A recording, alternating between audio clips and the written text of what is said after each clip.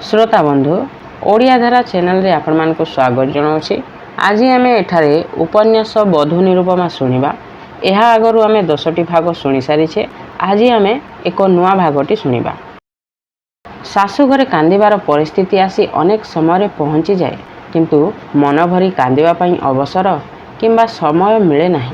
कांदिबा, रुषिबा, अभिमान करिबा झियो जीवन रे ए मध्य केवल बापघर विलास। रुषिले बापा बुझाती, बो सांत्वना दिए, भाई राण पकाती, किंतु शाशु घरे दिन गड़ीगलाणी, संज हेलाणी, संजबती लागी नहीं। संज देवाकू ही हेब। भात हांडी चुली उपरे बसीथिला, टकमक होई भात फुटिलाणी। भात गालिबाकू पड़िबो, कौनसी कामरे अवहेला कले चलिब नहीं। निरूपमा कांदिबाकू भाबिबाकू बेल पाउ नहीं। कांदिले भाविले बा लाभ कौन? से बेले बेले एक कथा भावे, चिंता करे। जो कथा पाई लुह झारी लाभ नहीं, से कथा लगी सोचना करी लाभ कौन? निरूपमा काम करने बाहरी पड़े। तम कटकी बहु कौन करुछंती नानी? काई आखिरे पकाइबा टिके मिलुनाहांती। रमा नुआबों कंठस्वर। शाशु नाहांती। घर भीतर को आसुछंती एकाकिनी रमा नुआबो। कथाटी ताहारी उद्देश्य कह जाउछि। काम पछकू पकाई दे निरूपमा उठीगला रमा नुआबों पाखकू। सांगरे आज ठुकुरी नहीं, एकाकिनी। कौन पाई आसिछंती रमा नुआबो? रमा नुआबोंकर सेई शाणित जिह्वार आघात चिन्ह भी लिभि नहीं निरूपमा मनरू। बिना आघात मंत्रणा दे केबे हेले साहिर ए महायासी महिला कुआड़े बाहरती नहीं। हठात कौन पाई तांकर आविर्भाव? निरूपमा तांको डाकी पलंक उपरे बसाइला, पान भांगीदेला। रमा नुआबों मुह से दिन से भल कर देखिपारि नथिला। कंठस्वर जहाँ केवल अनुमान करिथिला, आज लंठन आलुअरे से स्पष्ट देखिला सेई रमा नुआबों मुह। ग्राम्य सरलता आउ यौवन स्निग्ध जटुलतार मुहरु तांकर लावण्यर ज्योति बाहर अछि। आखि दुईटी ममतार छल छल।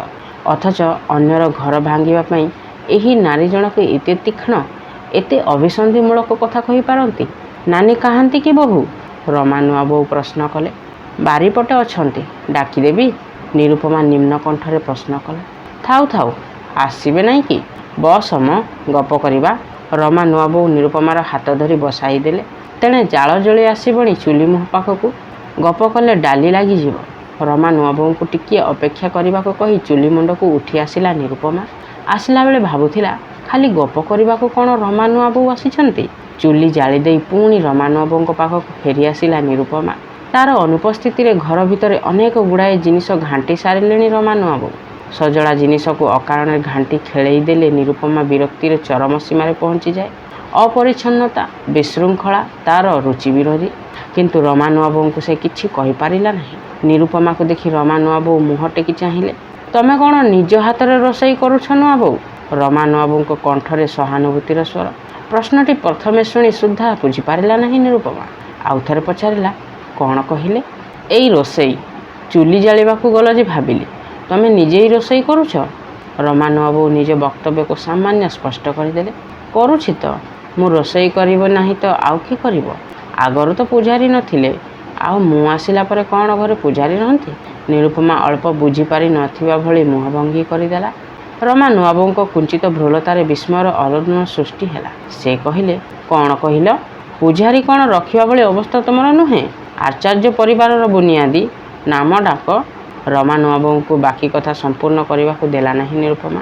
मझिरु कथा झांपी कहला, थाउ, मोर एसबू विषय आग्रह नहीं। बहुर काम परिवार सबु लोक हाथ में रांधि खुआइबा, सेतिपाई तो से गृहलक्ष्मी।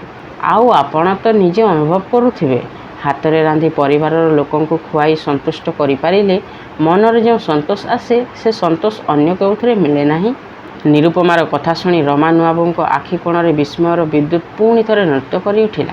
कटकी पाठोई बहु रोषैया चाहे नहीं, हाथ में रांधि सासु बुढ़ी कली बुढ़ी नणंद को खुआइबारे संतोष मिले? ए कौन? से रागी करी थट्टारे कहूची ना सतरे कहूची?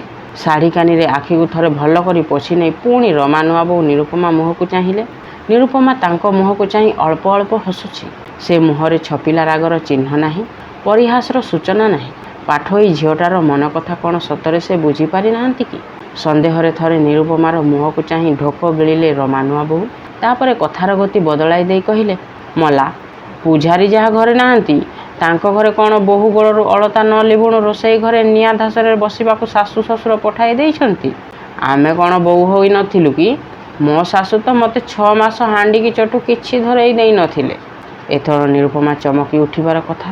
ରମା ନୂଆବୋଉଙ୍କ କଣ୍ଠରୁ ଏ ସହାନୁଭୂତିଶୀଳ କଥା ଶୁଣି ନିରୁପମା ପ୍ରଥମେ ଆଶ୍ଚର୍ଯ୍ୟ ହୋଇଥିଲା। ଏଥର ଟିକିଏ ବିବ୍ରତ ହେଲା। କଥାବାର୍ତ୍ତା ଛଳରେ ସେ ତା ଘରର ବ୍ୟକ୍ତିଗତ ଘଟଣା ଭିତରେ ପ୍ରବେଶ କରିବାକୁ ଚେଷ୍ଟା କଲେଣି। ତାଙ୍କ ଘର କଥାରେ ଶୁଭାକାଙ୍କ୍ଷିଣୀ ହିସାବରେ ମଧ୍ୟ ସେ ଏ କ୍ଷେତ୍ରରେ ତାଙ୍କର ପ୍ରବେଶ ନିଷେଧ। କଥାଟାକୁ ଆଉ ଆଗେଇ ଦେବାକୁ ଚାହୁଁନଥିଲା ନିରୁପମା, କିନ୍ତୁ ସ୍ପଷ୍ଟ ଭାବରେ ମନା କରିବା ମଧ୍ୟ ତା ପକ୍ଷରେ ସହଜ ନୁହେଁ। କାରଣ ନୂଆବୋଉଙ୍କ ଜିହ୍ବାର ତୀକ୍ଷ୍ଣତା କଥା ସେ ଜାଣେ। ସେ କ୍ଷତର ଯନ୍ତ୍ରଣା ଏବେ ବି ତା ମନରୁ ଲିଭି ନାହିଁ। କଥାଟାକୁ ଶେଷ କରିଦେବା ପାଇଁ ସେ ନମ୍ର ଗଳାରେ କହିଲା, ଶାଶୁ ମୋତେ ବାରଣ କରୁଥିଲେ ରୋଷେଇ ଘରକୁ ଯିବା ପାଇଁ। ମୁଁ ତାଙ୍କର ବାରଣ ମାନି ନାହିଁ। ପାଠୋଇ ଝିଅ ତ, ଶାଶୁଙ୍କ ବାରଣ ନ ମାନିବାଟା ଗୋଟାଏ ବଦଭ୍ୟାସ। କଥାଟା ଶେଷ କରି ଆପେ ଆପେ ହସି ପକାଇଲା ନିରୁପମା। ରମା ନୂଆବୋଉଙ୍କ ମୁହଁରେ ସନ୍ଦେହର ରହସ୍ୟ କେବଳ ଅଧିକରୁ ଅଧିକ ଘନୀଭୂତ ହେବାକୁ ଲାଗିଲା। ଶେଷ ହୋଇଯାଇଥିବା କଥାର ଖିଅକୁ ଆଉ ଥରେ ପଛକୁ ଟାଣି ସେ ପୁଣି କହିଲେ, ତମେ ସିନା ହସୁଛ ବୋହୂ, ତମକୁ ଯାହା କହୁଛନ୍ତି ମୁଁ ହୋଇଥିଲେ ନିଆଁ ଲଗାଇ ଦିଅନ୍ତିଣି। ନିରୁପମା ଶିହରି ଉଠିଲା। ଏ ତାର ନୂଆ ସଂସାର, ନୂଆ ଘର। ସେ ନିଜେ ଆଶ୍ରୟ ନେଇଥିବା ଘରେ ନିଜେ ନିଆଁ ଲଗାଇ ଦେବ? କଥାଟା ଭାବିଲେ ଛାତି ଭିତରେ ଦୁଲୁକି ଉଠୁଛି। ରମା ନୂଆବୋଉ ଗୋପନ କଥା କହିଥିବା ଭଳି ଚାପା କଣ୍ଠରେ କହିଲେ, ଦେଖି ସହି ପାରୁନଥିବା ଲୋକେ ତମ ନାମରେ କ'ଣ କମ୍ କଥା କହୁଛନ୍ତି? ମୋ ଦେହରେ ଏସବୁ ଯାଉନାହିଁ। ମୋ ମୁହଁଟି ସିନା ଖର, ହେଲେ ମନଟା ସେମିତି ନୁହେଁ। ନାନୀ ଏତେ ଖରାପ ଲୋକ ନଥିଲେ। ଏଇ ଗାଁ ଲୋକେ ସବୁବେଳେ ପଦ୍ମତୋଳା ବୋଲି ବୋଲି ତାଙ୍କୁ ସାରି ଦେଲେଣି। ହେଲେ ତମେ ଚୁପ୍ ହୋଇ ରହିଲେ ଚଳିବ? ନାଇଁ ବୋହୂ, ଚଢ଼ାକୁ ଉତ୍ତର ନଦେଲେ ଏ ଲୋକଙ୍କୁ ପାରି ହେବ ନାହିଁ। ରମା ନୂଆବୋଉ କହିଯାଉଥିଲେ। ସବୁ କଥା ଶୁଣି ଯାଉଥିଲା ନିରୁପମା। ପ୍ରଥମର ଏଇ ନୂଆବୋଉ ଆସି ଯାହା କହିଯାଇଥିଲେ ସେ କଥା ମନରେ ରହିଛି। ଆଜି ପୁଣି ଗାଁ ଲୋକଙ୍କ କଥା ସେ କହୁଛନ୍ତି। ସେ କଥା ବି ଶୁଣିବାକୁ ହେବ। ନିରୁପମା ମୁହଁରେ କୌଣସି ଉତ୍ସାହ ଆଗ୍ରହ ନ ଦେଖି ରମା ନୂଆବୋଉଙ୍କ କଥାର ଗତି ବି ଛନ୍ଦହୀନ ହୋଇ ପଡ଼ୁଥିଲା। ସେ ମୁହଁ ବୁଲାଇ ଆରପଟକୁ ଦେଖିନେଲେ, କେହି ନାହାନ୍ତି। ତାପରେ ସେ ଚଟକିନି ନିରୁପମାର ହାତ ଧରି ପକାଇ କହିଲେ, ଗୋଟିଏ ଜରୁରୀ କାମରେ ତମ ପାଖକୁ ଆସିଥିଲି ବୋହୂ। କଥା ନ ହସରେ ଅସଲ କଥାଟା କହିପାରିଲି ନାହିଁ। ଗୋଟିଏ କଥା କହିବି, ରଖିବ ତ? ନୂତନ ଏକ ବିସ୍ମୟର ଧକ୍କା ଲାଗିଲା ଆସି ନିରୁପମାର ମନରେ। ରମା ନୂଆବୋଉ ଜରୁରୀ କାମରେ ଆସିଛନ୍ତି ତା ପାଖକୁ? କ'ଣ ତାଙ୍କର କାମ? କ'ଣ ସେ ମାଗିବେ? କଥା ନ କହୁନୁ ଯେ ମୋ କଥା ରଖିବ ନାହିଁ। ରମା ନୂଆବୋଉଙ୍କ କଣ୍ଠରେ କିଛି ପରିମାଣରେ ଉଦ୍ବେଗର ସ୍ପର୍ଶ। କୁହନ୍ତୁ, ଯଦି ପାରିବି। ନିରୁପମା ନିର୍ଲିପ୍ତ କଣ୍ଠରେ ଉତ୍ତର ଦେଲା, 10ଟା ଟଙ୍କା ଦେଇଥାଅ ବୋହୂ, ଭାରି ଜରୁରୀ ଦରକାର। ସବୁଆଡ଼େ ବୁଲି ଆସିଲି, କେହି ଦେଲେ ନାହିଁ। ବହୁତ ଆଶା ନେଇ ତମ ପାଖକୁ ଆସିଛି। 7 ଦିନ ପରେ ଫେରାଇ ଦେବି, କେହି ଜାଣିବେ ନାହିଁ। ରମା ନୂଆବୋଉଙ୍କ ହାତ ଭିତରେ ନିରୁପମାର ହାତ ପାପୁଲି ଝାଳେଇ ଆସୁଥିଲା। ଟଙ୍କା ପାଇଁ ଆସିଛନ୍ତି ରମା ନୂଆବୋଉ? ତାଙ୍କ ସହାନୁଭୂତିଶୀଳ କଥାର ଯେଉଁ ରହସ୍ୟ ତା ମନର ଆଡ଼ମ୍ବରକୁ ମେଘାକ୍ରାନ୍ତ କରିଥିଲା, 10 ଟଙ୍କା ଧାରର ଆବେଦନ ଶୁଣିଲା ପରେ ସେ ସନ୍ଦେହ ମେଘମୁକ୍ତ ହେଲା। ଆପଣ ବୋଉଙ୍କୁ କୁହନ୍ତୁ। ନିରୁପମା ନିଜର ମତ ପ୍ରକାଶ କଲା। ଛି, ସେ ଟଙ୍କା ଦେବେ? ଛୋଟ ନୂଆ ପଇସାଟିଏ ବି ନୁହେଁ। ବିଦେଶ ଗଲାବେଳକୁ ନିର୍ମଳ ତମକୁ ଯେଉଁ ହାତ ଖର୍ଚ୍ଚ ଦେଇ ଯାଇଥିବ, ସେଇ ଟଙ୍କାରୁ 10ଟା ଦିଅ, ମୁଁ ହାତେ ହାତ 7 ଦିନ ଭିତରେ ଦେଇଦେବି। ହାତ ଖରଚ? ନିରୁପମା ଅଳ୍ପ ହସିଲା ମନେ ମନେ। ସ୍ୱାମୀ ବିଦେଶ ଗଲେ ଶାଶୁ ଶ୍ୱଶୁରଙ୍କୁ ଲୁଚାଇ ସ୍ତ୍ରୀକୁ କିଛି ହାତ ଖରଚ ଦେଇଯାଆନ୍ତି। ଏ ଧାରଣା ଗାଁର ସବୁରି ମନରେ ବଦ୍ଧମୂଳ। ଆଉ ନିର୍ମଳ ଯେତେବେଳେ ବଡ଼ ଚାକିରି କରୁଛି, ବୋହୂ ଯେତେବେଳେ କଲେଜ ପଢ଼ା କଟକୀ ଝିଅ, ନିଶ୍ଚୟ ଖୁବ୍ ବେଶୀ ଟଙ୍କା ସେ ତା ହାତ ଖରଚ ଦେଇଯାଇଥିବ। ଏ ଧାରଣା କରିବା ରମା ନୂଆବୋଉଙ୍କ ପକ୍ଷରେ ଅତି ସ୍ୱାଭାବିକ। ସେ ଯଦି କୁହେ ତାଙ୍କର ଅନୁମାନ ମିଥ୍ୟା, ସେ ଗଲାବେଳେ ତାଙ୍କୁ କିଛି ଦେଇଯାଇନାହାନ୍ତି, ତେବେ ରମା ନୂଆବୋଉ କେବେ ହେଲେ ସେ କଥା ବିଶ୍ୱାସ କରିବେ ନାହିଁ। ନିରୁପମା ପାଖରେ ଯେ 10 ଟଙ୍କାଟା ନାହିଁ ସେ କଥା ନୁହେଁ, କିନ୍ତୁ ଶାଶୁଙ୍କୁ ନ ପଚାରି ସେ ଟଙ୍କାଟା ଦେବ କି ନାହିଁ ସ୍ଥିର କରିପାରୁନଥିଲା। ରମା ନୂଆବୋଉଙ୍କ କଣ୍ଠ କରୁଣ କରି କହିଲେ, ଛୁଆଟାକୁ କାଲିଠୁ ଜ୍ୱର। ଡାକ୍ତରକୁ ଡାକିବି ଯେ ପଇସା ନାହିଁ। ଘରର ଅବସ୍ଥା ଠଠାଠି। ତମେ ଟଙ୍କା 10ଟା ଦେଇଥାଅ, ଗହଣା ବନ୍ଧା ପକାଇ ମୁଁ ନିଶ୍ଚୟ ସୁଝିଦେବି। ରମା ନୂଆବୋଉଙ୍କ ପୁଅକୁ ଜ୍ୱର, ଡାକ୍ତର ଡାକିବାକୁ ପଇସା ନାହିଁ। ନିରୁପମାର ଛାତି ଭିତରର କଲିଜା ଠକ୍ ଠକ୍ ହୋଇ ଥରି ଉଠୁଥିଲା। ସେ ଚାହିଁ ଦେଖୁଥିଲା, ଯାହାର ଜିଭ ଖଣ୍ଡାଧାର ଭଳି ଶାଣିତ ବୋଲି ସାରା ଗାଁର ଝିଅ ବୋହୂ ଭୟ କରନ୍ତି, ସେଇ ରମା ନୂଆବୋଉଙ୍କ ଶାଣିତ ଜିହ୍ୱା ଅସହାୟ ବୋଧରେ ଜଡ଼ ହୋଇ ଆସୁଛି। ନିରୁପମା ଆଖିରୁ ଲୁହ ନିଗିଡ଼ି ଆସିଲା। ତରତର କରି ଟ୍ରଙ୍କ ଖୋଲି 10 ଟଙ୍କିଆ ନୋଟ୍ କାଢ଼ି ରମା ନୂଆବୋଉଙ୍କ ହାତରେ ସେ ଗୁଞ୍ଜି ଦେଲା। କହିଲା, ପୁଅ ଦେହ ଖରାପ, ଏତେବେଳ ଯାଏଁ କହୁନ? ରମା ନୂଆବୋଉ ନୋଟ୍କୁ ଭାଙ୍ଗି କାନିରେ ବାନ୍ଧିଲେ।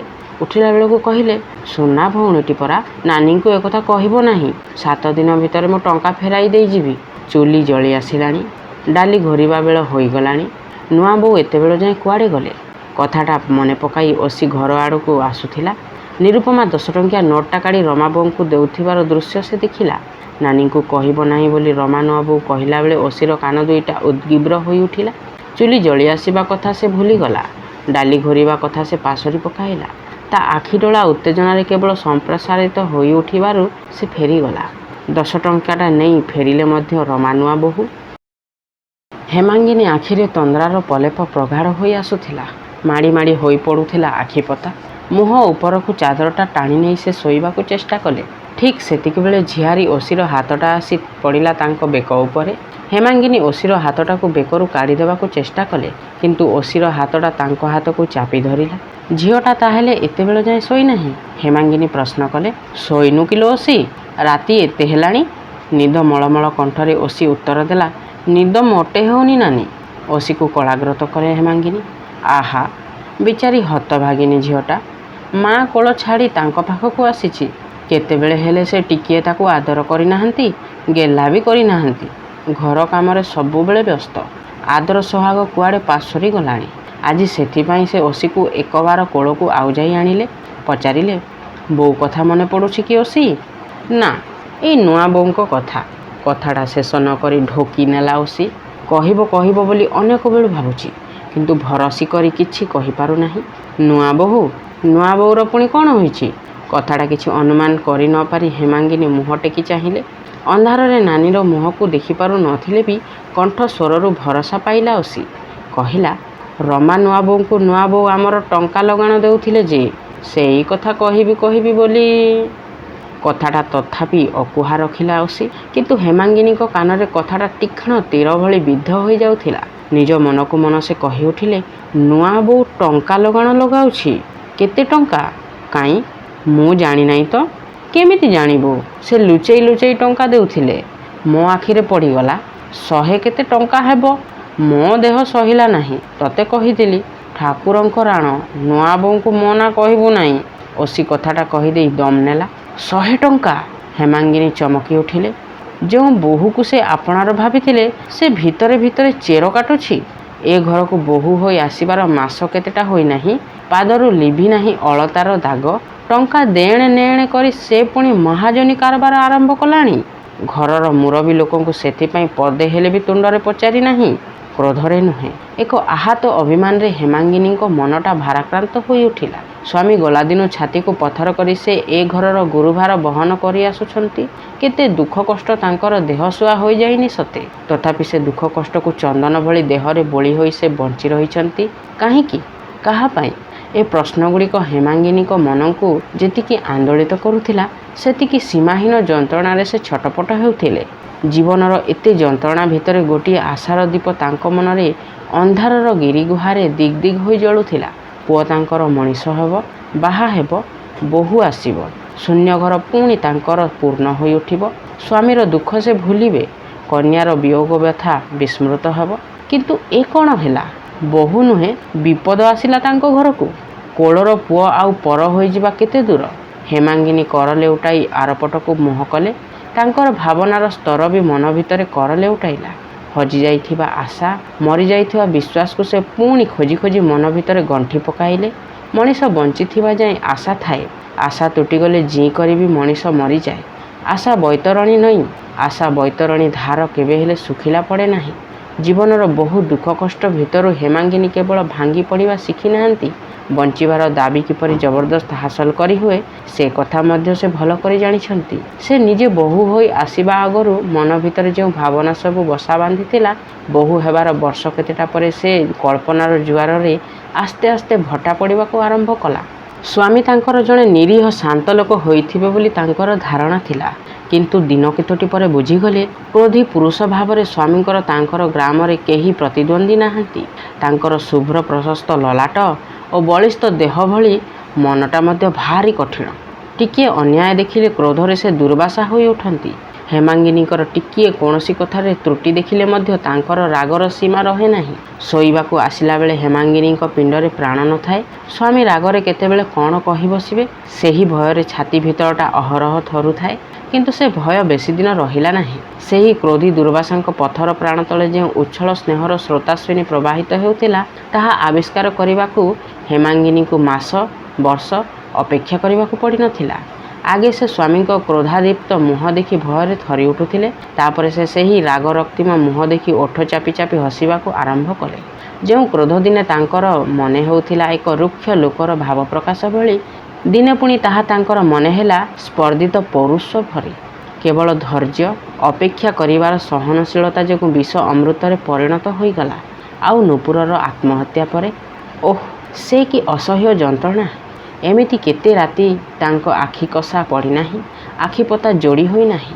ଖାଇଲା ବେଳେ ଭାତଗୁଣ୍ଡା ଖସି ପଡ଼ିଛି ହାତରୁ।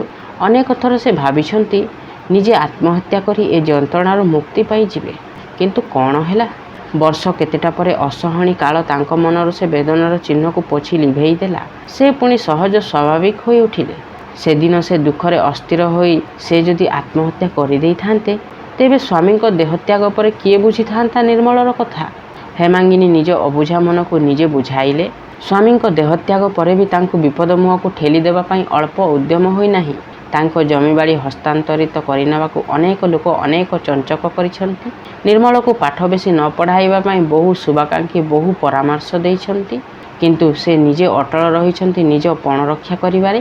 ଝଡ଼ ବହିଯାଇଛି ତାଙ୍କ ମୁଣ୍ଡ ଉପର ଦେଇ, କିନ୍ତୁ ସେ ବର୍ତ୍ତି ଯାଇଛନ୍ତି। ଆଜି ପୁଣି ନୂଆ ବିପଦ ଆସୁଛି। ବୋହୂ ବସିଛି ପୁଅକୁ ତାଙ୍କଠାରୁ ଛଡ଼ାଇ ନେବ। ଏ ଘରର ମୁରବୀ ଆସନରୁ ତାଙ୍କ ଠେଲି ଦେଇ ନିଜେ ଆସନ ମାଡ଼ି ବସିବ। ଆଚାର୍ଯ୍ୟ ପରିବାରର ମାନ ମର୍ଯ୍ୟାଦା, ଇଜ୍ଜତ ଗାଁ ଦାଣ୍ଡର ଧୂଳିରେ ଲୋଟିବ।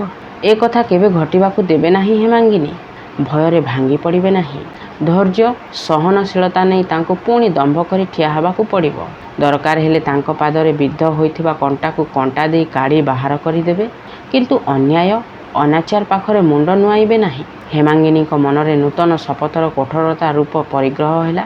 ଅସି ପଚାରିଲା, ଶୋଇପଡ଼ିଲୁ କି ନାନୀ?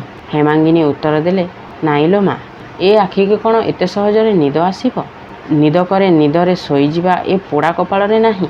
ଅସି ନିଜ ମନର ଠିକ୍ ଉତ୍ତର ପାଇ ଚୁପ୍ ହୋଇଗଲା।